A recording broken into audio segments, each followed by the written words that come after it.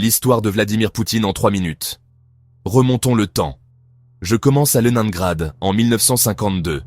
Un enfant d'après-guerre dans une ville reconstruite après le siège. Il étudie le droit à l'université d'État de Leningrad. Il obtient son diplôme en 1975 et entre directement au KGB. Fin des années 80, il est en poste à Dresde, observant le monde soviétique vaciller. 1989, le mur de Berlin tombe. De retour chez lui, en 1990, à Saint-Pétersbourg. Il travaille sous le maire réformiste Anatoly Sobchak. Il tisse des réseaux et se forge une réputation de faiseur de miracles. 1996, il est à Moscou. Il grimpe rapidement les échelons du Kremlin. 1998, Poutine devient chef du FSB. Mi-1999, il est Premier ministre. Décembre 1999, Boris Eltsine démissionne. Poutine devient président par intérim, un passage soudain, mais la voie est tracée. 2000, élu président. Les premières années mêlent rebond du marché et centralisation du pouvoir. Les oligarques qui ne jouent pas le jeu sont mis de côté. Les chaînes de télévision indépendantes sont mises sous pression. Une deuxième guerre de Tchétchénie, brutale.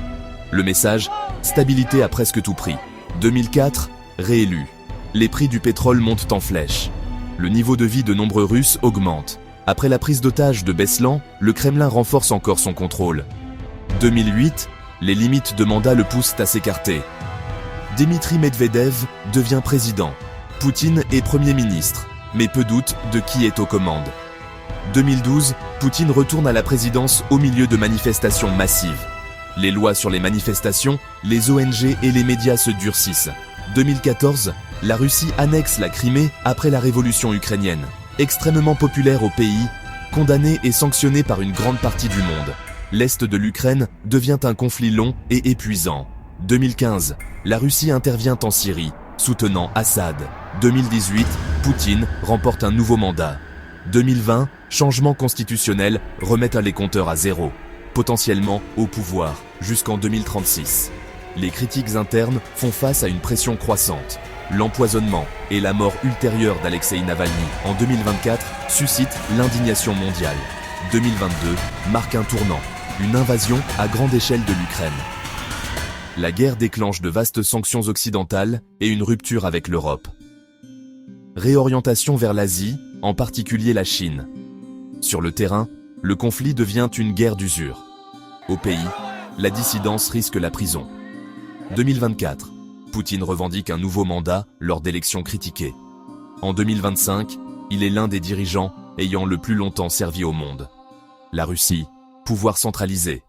Une économie de guerre. Un récit nationaliste et gardien. Petit récapitulatif. D'officier du KGB à Dresde à figure dominante du Kremlin. La trajectoire est celle du contrôle. Contrôle des institutions. Contrôle des médias. Contrôle des frontières. Et par-dessus tout, contrôle du récit que la Russie se raconte. Ses partisans y voient donc l'ordre, ils y voient donc la souveraineté, et une fierté retrouvée après le chaos des années 90. Ses détracteurs y voient que la répression, ils y voient que la corruption, et des guerres qui ont remodelé la sécurité européenne. Quelle que soit votre lecture, les enjeux sont mondiaux, les marchés de l'énergie, la stabilité nucléaire, les cyberfronts, et l'avenir de l'Ukraine.